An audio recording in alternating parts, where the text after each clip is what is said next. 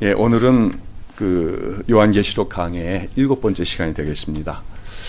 여러분, 요한계시록 강해가 어떤 분한테 조금 어렵게 들릴 분들도 있어요.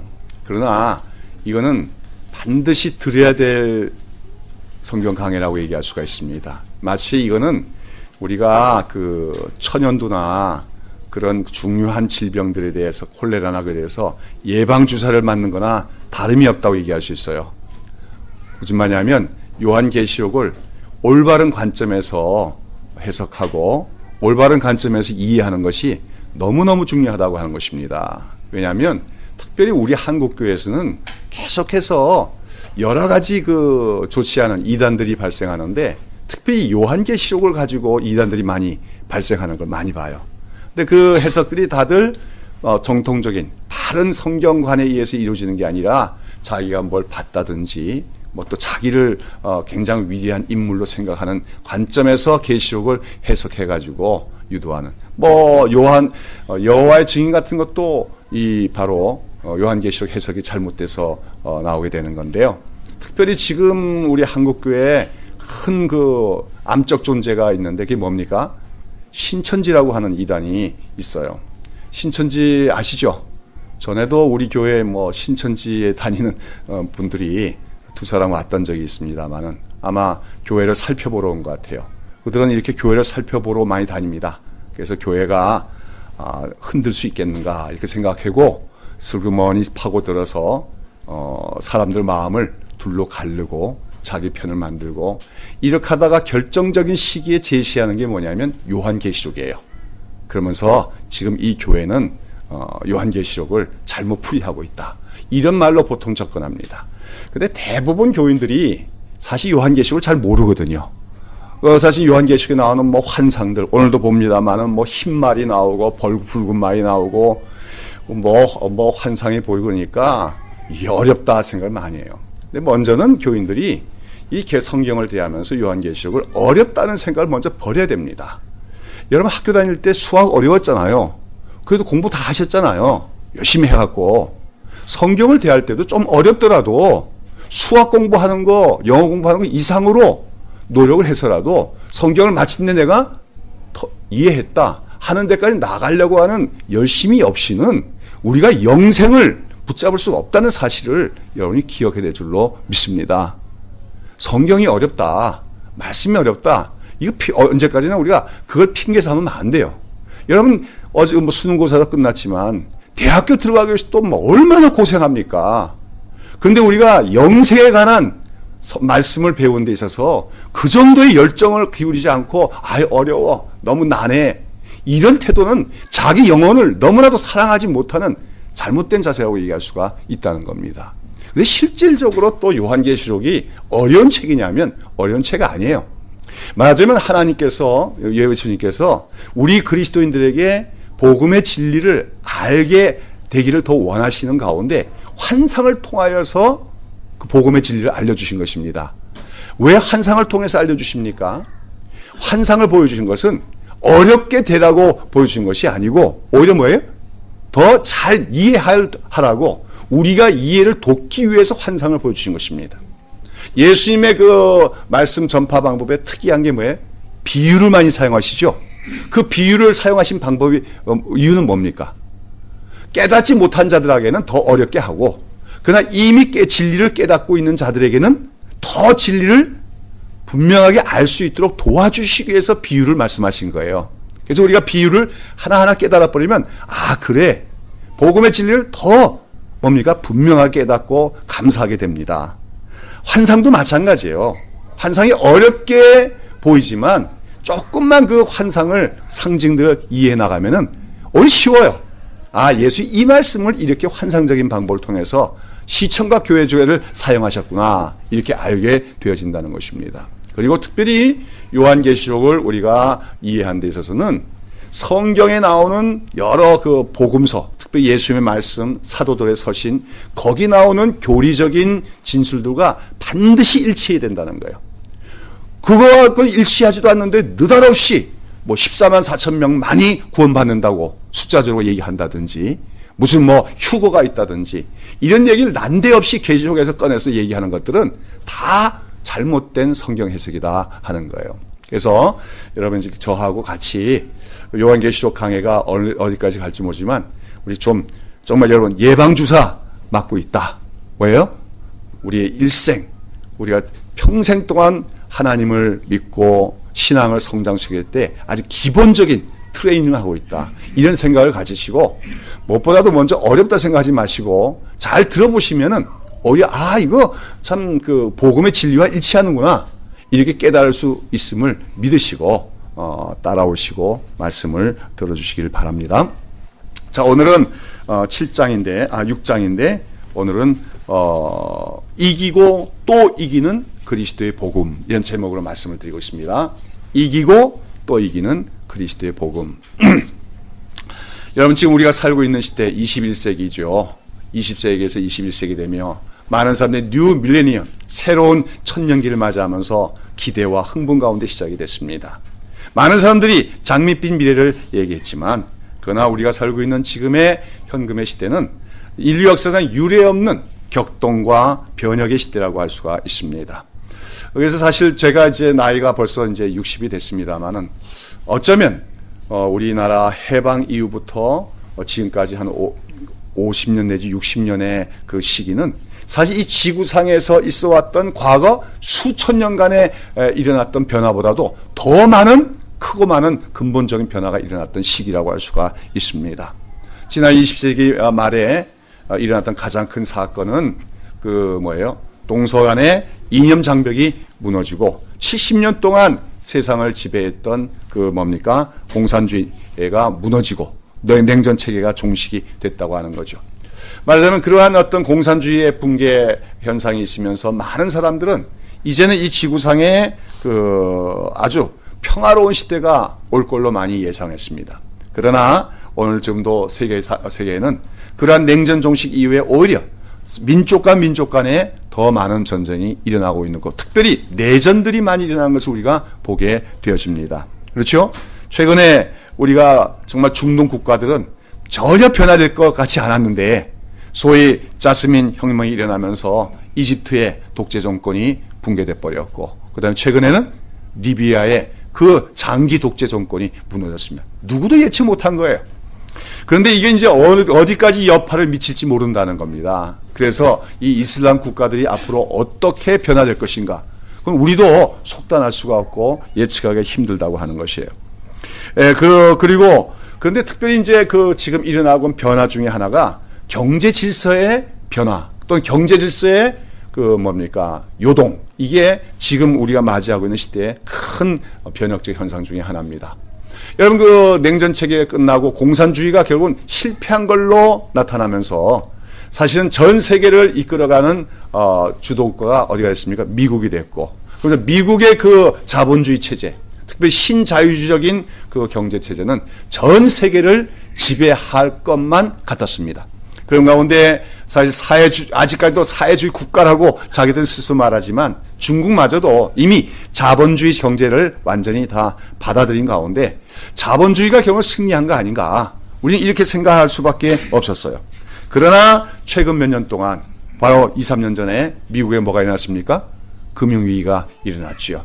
그러면서 미국의 경제가 결코 안전하지 않다고 하는 사실이 드러나게 되었고, 또한 미국의 금융체제와 관계되어 있는 유럽의 EU 국가들 내에서도 지금 그리스를 비롯한 몇몇 나라들이 국가 부도의 위기를 맞으면서 지금의 시장주의 경제, 그리고 자유무역을 기초로 내세운 금융자본에 의한 현재 경제체제가 과연 우리 인류에게 유익한 것인가, 또 이렇게 존속해 나갈 수 있는 건가에 대해서 많은 사람들이 회의를 갖게 되고 있는 것입니다. 지금 우리 정부가 지금 미국학과 FTA를 체결을 하려고 그런데 지금 국회에서 문제가 되고 있는데요. 이런 문제도 이게 간단한 문제가 아니에요. 이게 그냥 무슨 무역 협정으로 끝나는 게 아니라 지금 앞으로 어떤 경제 제도가 들어설 것인가 하는 문제입니다. 지금 미국식의 시장주의 자본주의 경제가 과연 계속 갈 수 있느냐 하는 그런 문제까지 우리가 염두에 둬야 되는 거예요. 그래서 사실은 이런 문제를 쉽게 결정해서는 안 된다. 대단히 심각하게 고민하고 여러 가지 예측될 수 있는 것들을 우리가 분석해 가면서 사실은 미국과 협상을 해야 되는데 제가 보기엔 조금 서두르고 있다 하는 생각이 좀 들고 있습니다.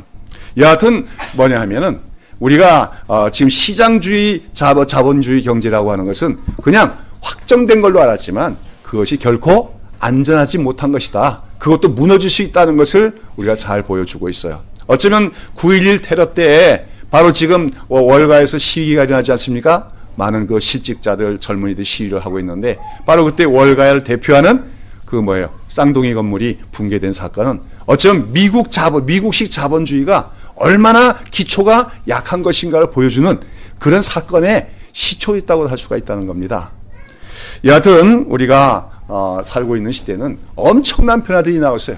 정치제도가 변화가 되고 국가들이 변화가 되고 저 경제 시스템이 변하고 이런 속에서 우리는 장래 어떻게 인류 역사가 전개될 것인가 여기에 대해서 우리가 예측하기가 어려운 그런 시대를 맞이하고 있는 것이죠. 그런 가운데 인류의 미래는 과연 어떤 것이냐, 인류 역사는 앞으로 어떠한가, 여기에 대한 관점은 크게 두 가지 관점이 있다고 얘기할 수 있겠지요. 하나는 뭐예요?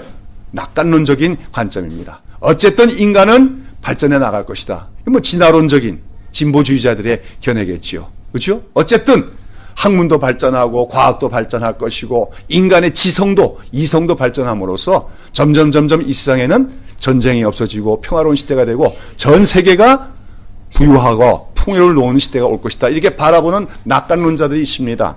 대표적인 사람이 이제 제3의 물결을 쓴 엘빈 토플러 같은 사람이죠.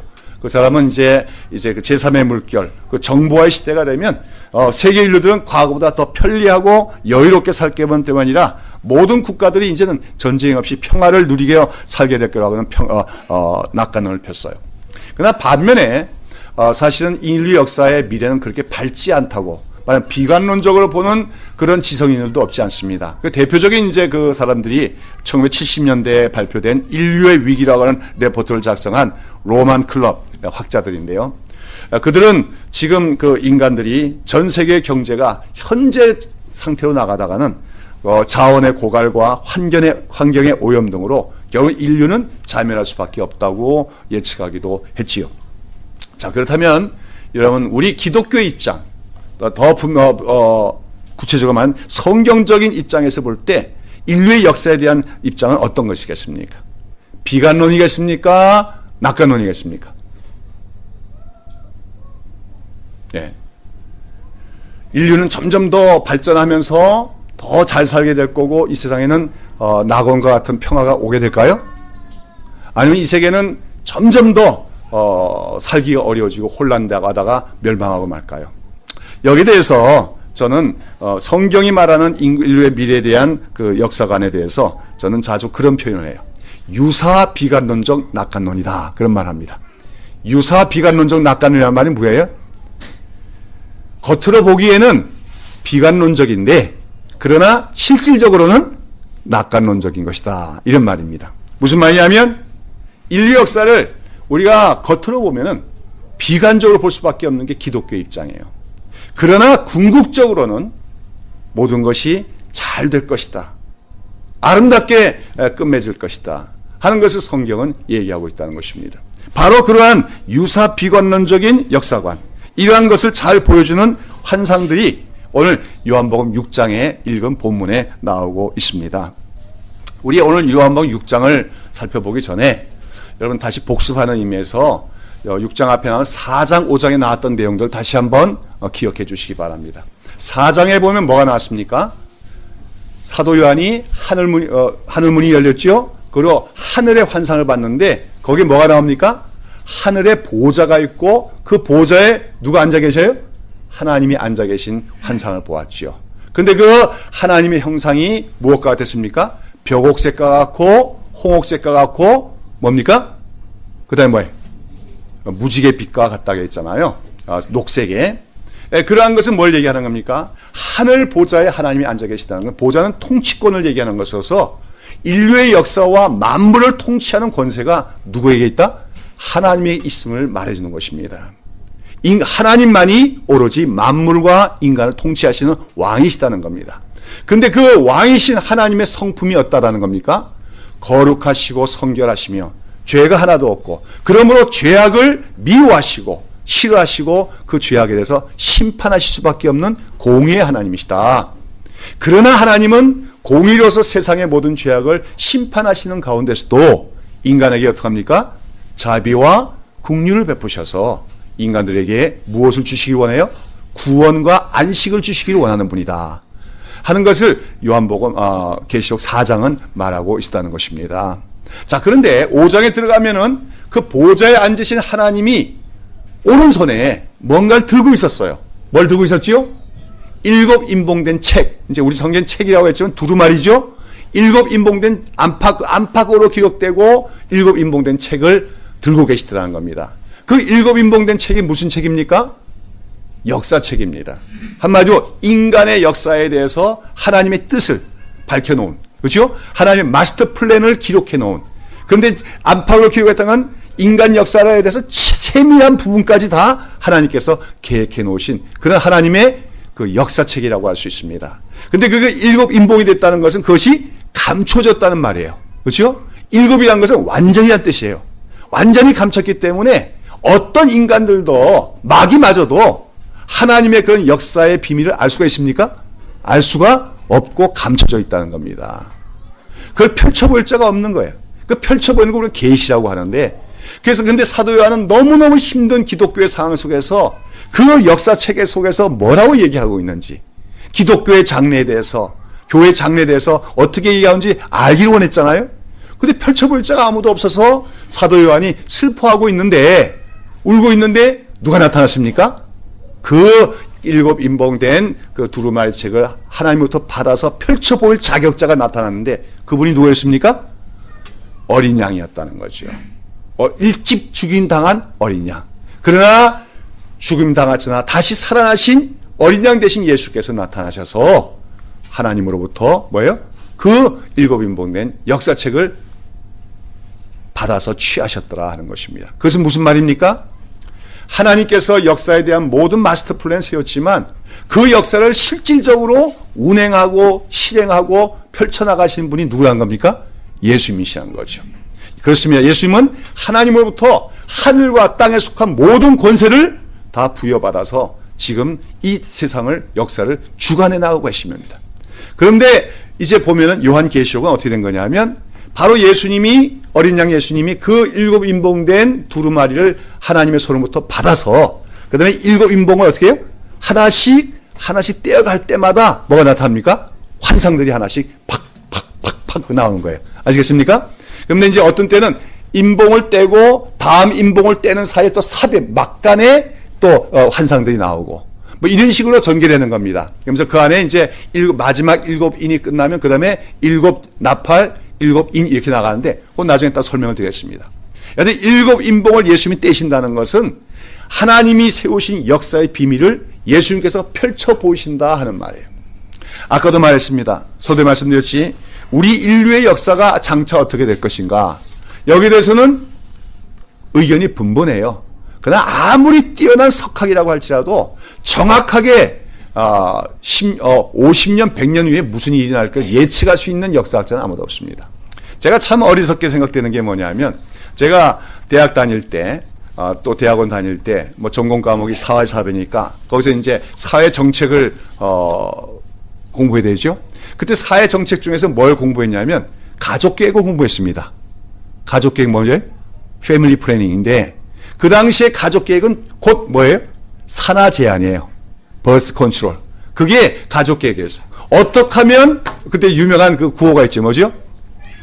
딸아들 구별 말고 둘만 낳아 잘 기르자. 그것도 아들, 딸이 아니고 왜 딸아들이에요? 아들, 딸 하면 남아 선호 사상에 의해서 딸 둘 낳은 사람은 어떻게 해요? 끝까지 아들 낳으려고 하니까 그런 개념도 바꿔야 된다 해서 그 공모해가지고 그 만든 그 표인데, 그러니까 딸아들 구별 말고 둘만 낳아 잘 기르자. 그게 국가 정책이었고, 그게 국가 정책이 아니라 그 당시 WHO, 그러니까 세계 보건기구가 주관하는 전 세계적인 프로젝트였습니다. 왜냐하면 그때 그들이 연구했던 게 소위 인구 폭발이에요. 그렇죠? population pollution에서 인구 폭발로 말미암아 지구는 망할 것이다. 이런 예측을 한 사람들이 많았죠. 근데 지금은 어떻습니까? 가령 우리나라 같은 경우엔 지금 큰일 났잖아요. 출산율이 낮아져가지고 이게 우리가 50년 후에는 우리나라가 어떻게 될지 모른다.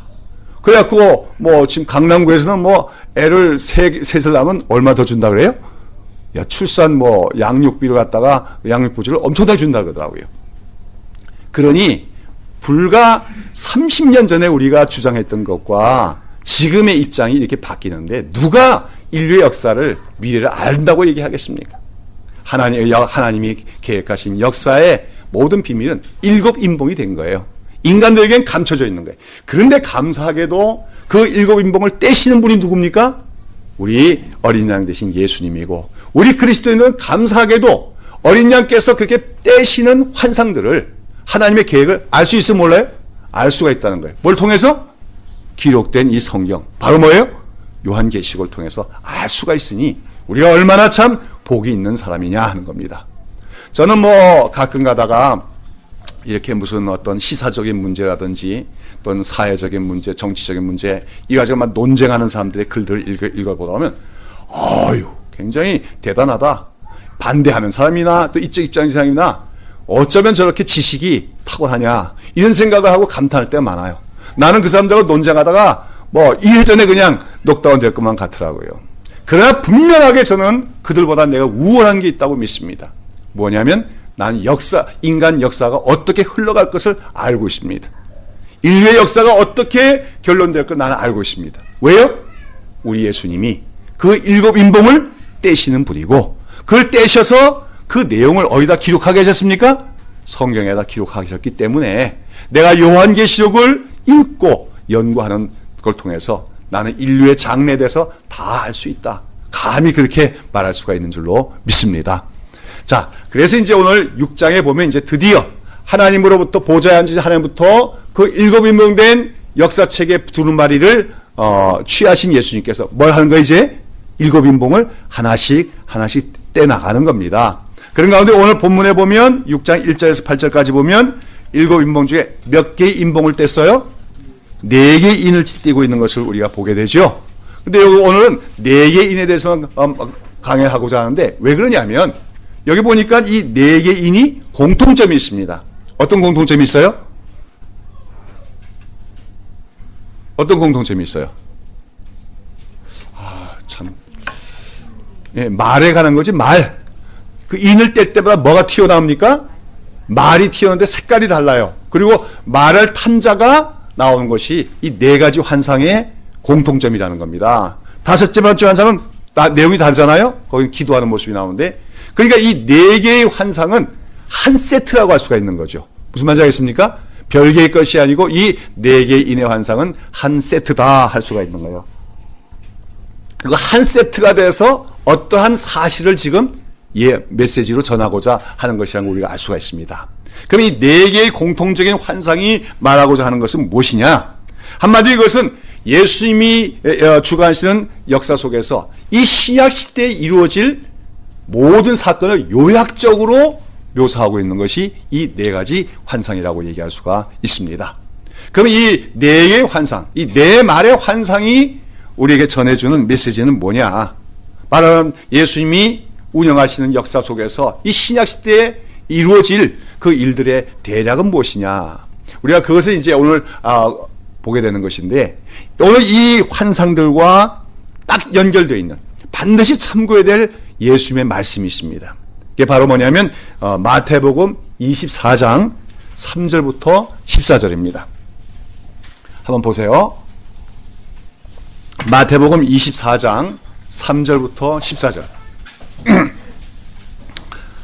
한 절씩 읽도록 하겠습니다. 예수께서 감람산 위에 앉으셨을 때 제자들이 종령이 와서 가로되 우리에게 이르소서 어느 때에 이런 일이 일어나겠사오며 또 주의 임하심과 세상 끝에는 어떤 무슨 징조가 있사오리까?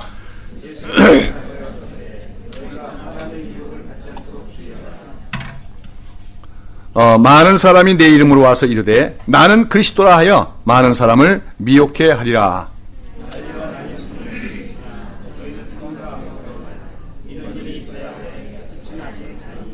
민족이 민족을, 나라가 나라를 대적하여 일어나겠고 처처에 기근과 지진이 있으니 이 모든 것이 재난의 시작이니라.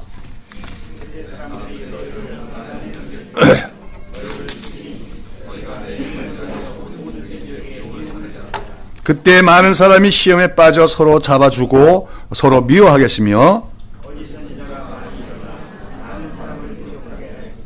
불법이 성함으로 많은 사람의 사랑이 식어지리라. 다 같이 이 천국 복음이 모든 민족에게 증거되기 위하여 온 세상에 전파되리니 그제야 끝이 오리라. 이 말씀이 마태복음 24장을 흔히 예수님의 감람산 강화 혹은 종말 강화라고 얘기합니다. 맞으면 세상 종말이 언제 올 것인가를 갖다가 어디서 말씀하신 거예요? 감람산에서 말씀하셨기 때문에 감람산 종말 강화라고 부르는 거죠. 여기서 예수님께서는 반드시 세상 역사 속에는 뭐가 올 때가 있다? 끝이 날 때가 오는데 바로 무엇으로 끝나는 거예요? 예수님의 재림으로 역사가 끝이 나게 될 것이다 말씀하십니다. 그런데 그 말씀에 보면 오늘 그 24장에 보면 언제 세상이 끝이 나려고 돼 있어요. 큰 전장이 일어나서 우리 2차 전쟁인데 3차 대전이 일어나서 전 세계가 멸망할 거라고 했습니까? 아니죠. 아니면 엄청난 자연재해, 뭐 지진이나 엄청난 말하면 어떤 외계의 어떤 위성이 와서 쥐가 충돌함으로써 그런 자연재해로 말미암아, 아니면 기상 변동으로 북극과 남극에 있는 모든 물들이 다 녹아가지고 물이 잠기면서 또는 이런 것들로 세상이 멸망하고 있습니까? 안 했죠? 예. 언제 끝나라고 했어요? 이 14절에 보면 천국 복음이 모든 민족에게 증거되리니 그러면 그제야 끝이 오리라고 했습니다. 세상의 역사 속에는 언제 끝이 오느냐? 천국 복음, 그리스도의 복음이 모든 민족에게 전파되어지면 그제서야 세상의 끝이 오라. 주님께서 재림하시라고 예수님은 예언하시는 거죠. 그런데 그처럼 천국 복음이 모든 민족이 증거되기까지 이 세상은 어떠하려는 겁니까? 평안하리라는 겁니까? 나날이 발전해서 인간들이 더 살기 좋은 나라가 될 거라는 겁니까? 아니죠. 처처에 뭐가 있어요? 기근이 있으리라. 처처에 뭐가 있으리라? 지진이 있으리라. 처처에 또 전쟁이 있으리라.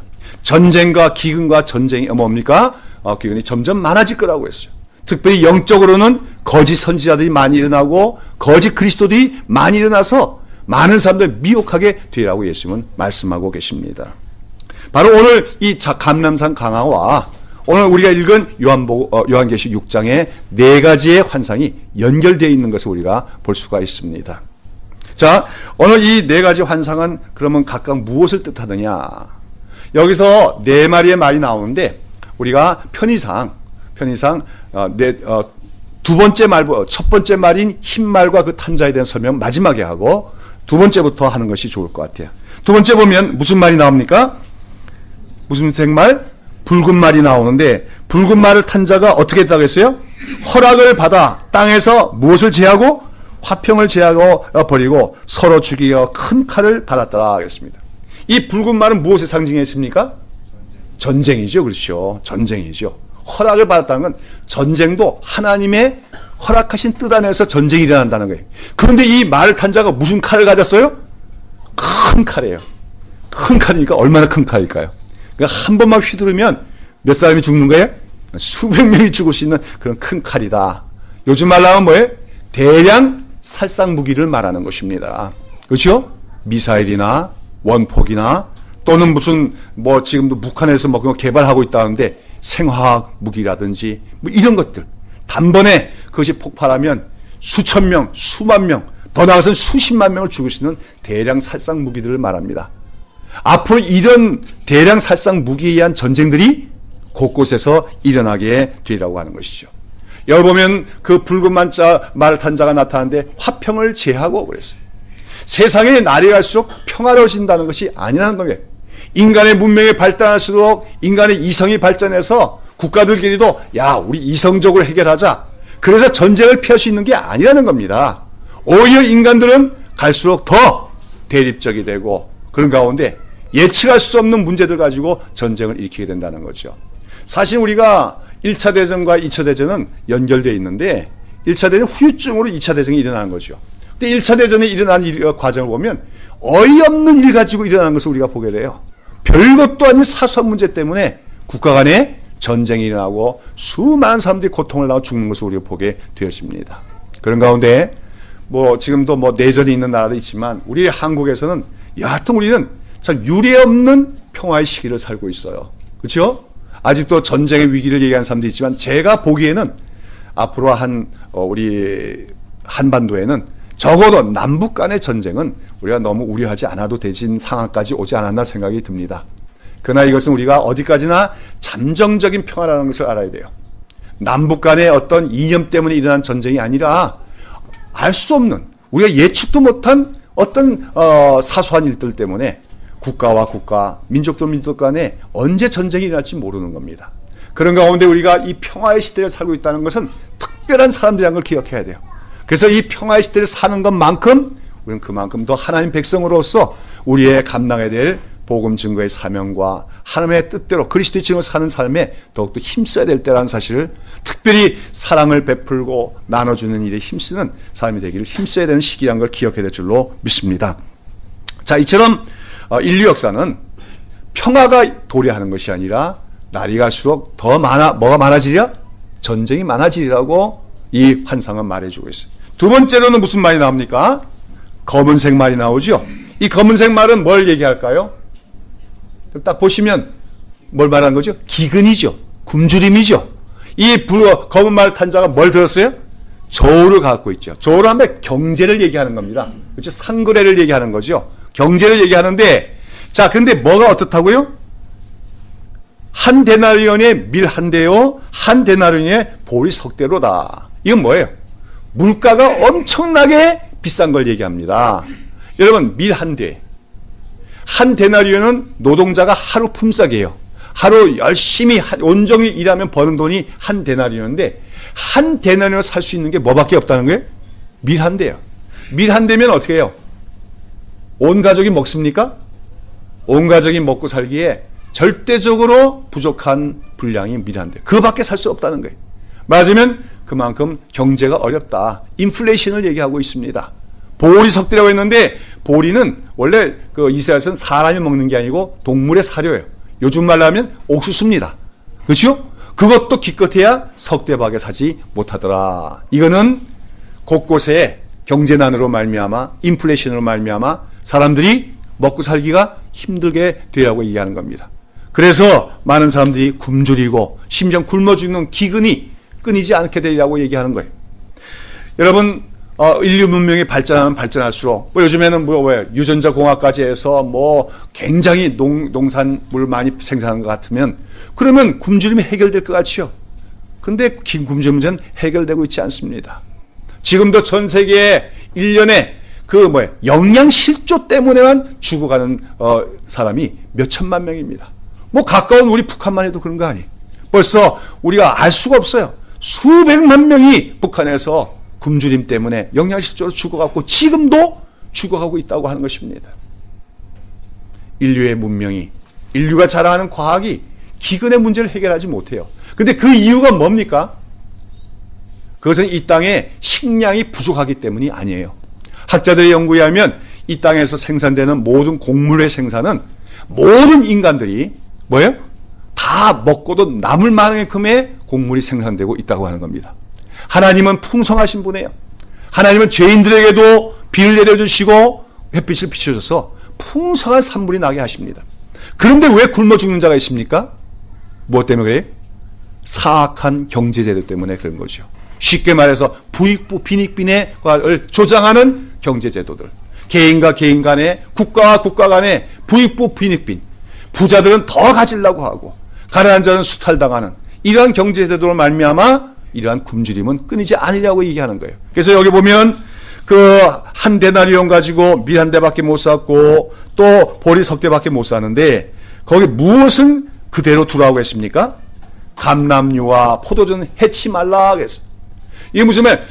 그렇게 많은 사람이 굶주려 죽어가고 있는데도 감람류와 포도주의 양은 줄어든 것이 아니라는 거예요.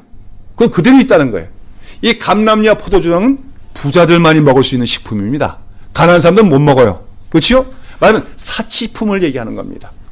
여러분, 사실 우리가 소고기를 좋아하는 분도 있겠지만, 소고기를 우리가 한 번 먹을 때마다 사실은 옥수수로 치면은 옥수수만 먹고 사는 사람들의 몇 끼의 식사를 먹는 거냐면 30인의 식사 먹는 거예요.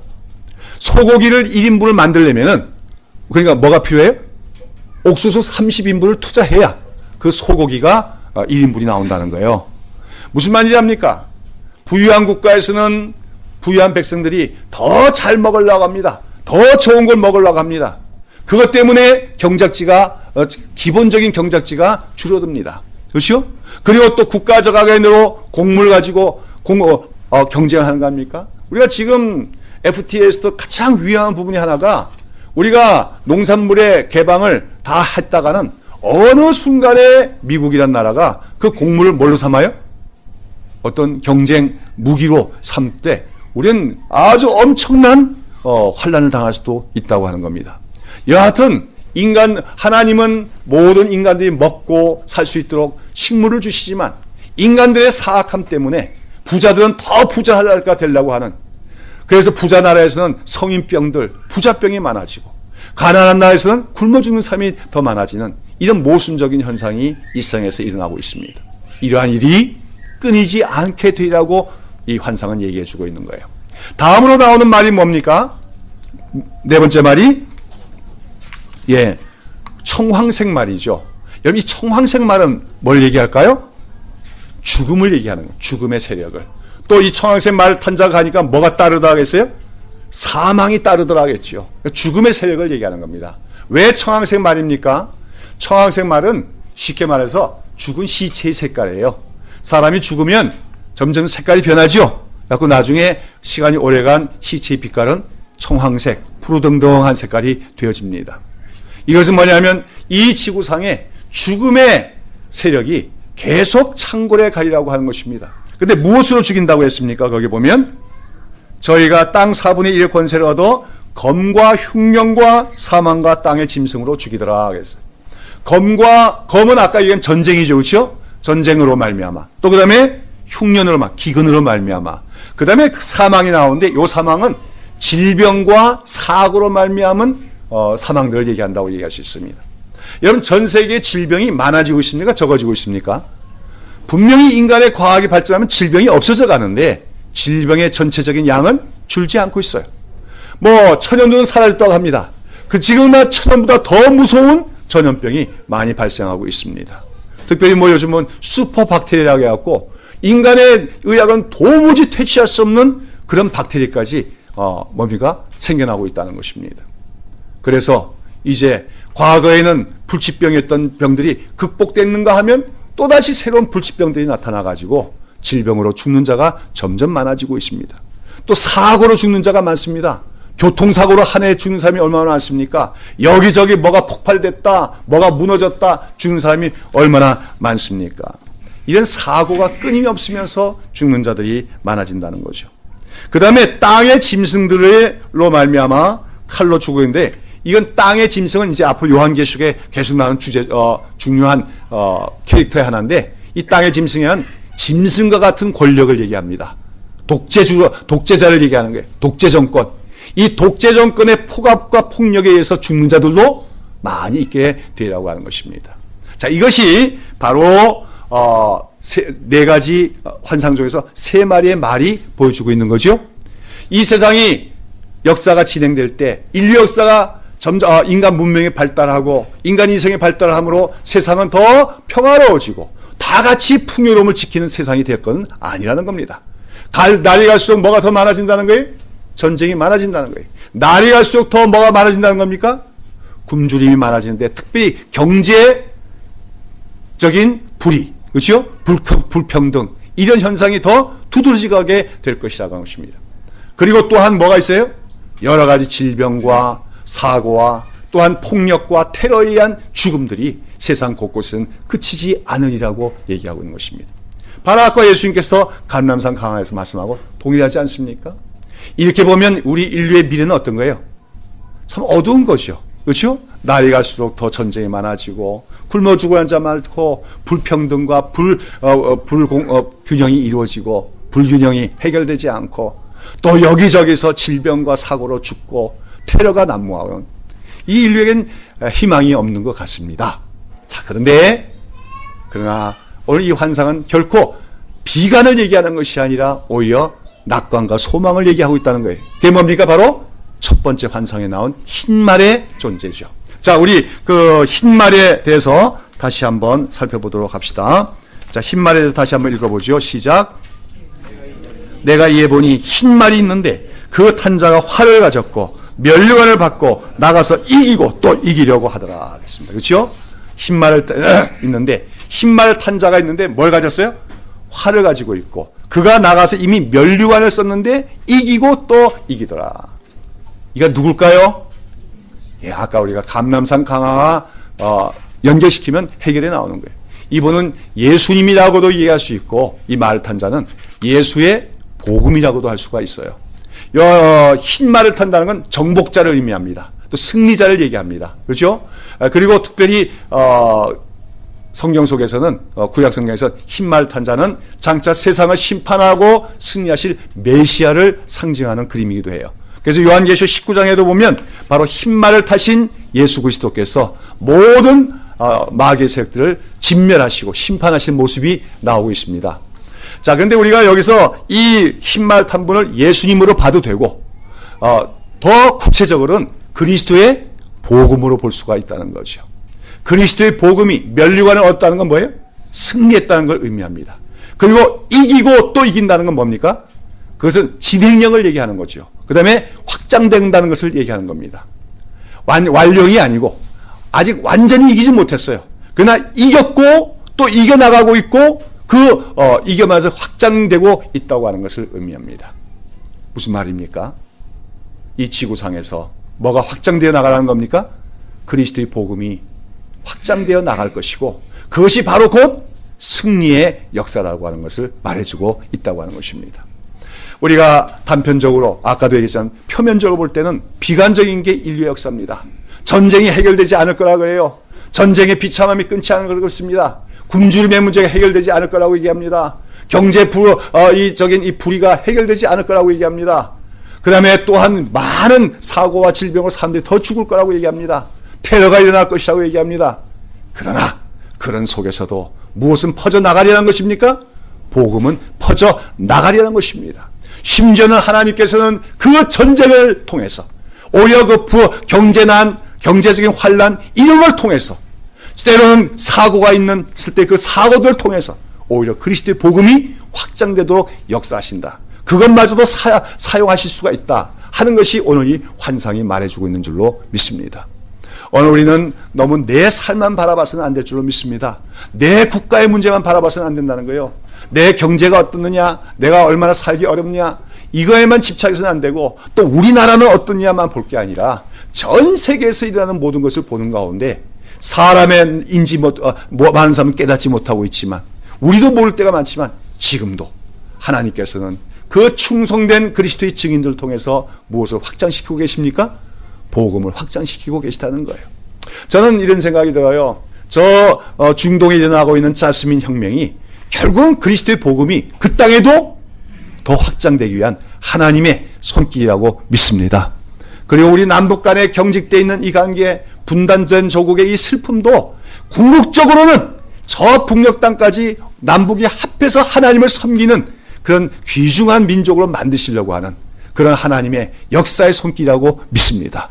우리는 낙망하지 말고 오히려 이런 면에서 오늘도 복음이 확장되고 있음을 믿으며 복음이 확장되어 갈 때마다 그것이 곧 우리 그리스도의 승리요, 우리 그리스도인의 승리임을 믿으면서 낭망하지 않고 소망을 갖고 살아가는 우리가 되될 줄로 믿습니다.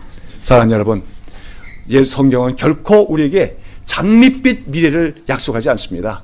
자, 인류야, 잘 살아서 문명을 발전시켜서 너희들이 사는 세상을 더 아름답게 만들고 평화롭게 만들어 보아라. 그렇게 할 수 있어야 얘기하지 않습니다. 인간은 사악하다는 겁니다. 인간은 하나님을 배신한 죄인들이라는 것입니다.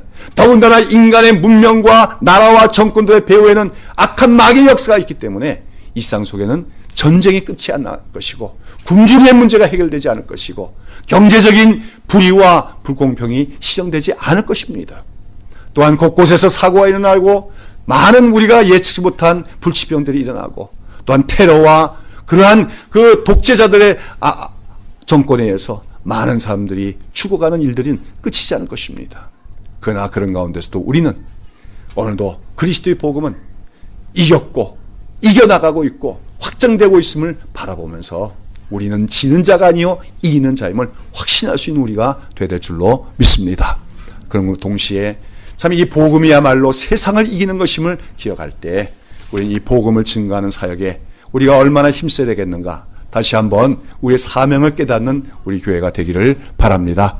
우리 교회가 사실은 우리가 좀 작다 하는 그런 개념 때문에 사실 우리가 복음을 증거하는 일을 많이 좀 못한 건 사실이에요. 근데 저는 이제 원리상 교회가 먼저는 건강해야 된다는 것이 제 지론입니다.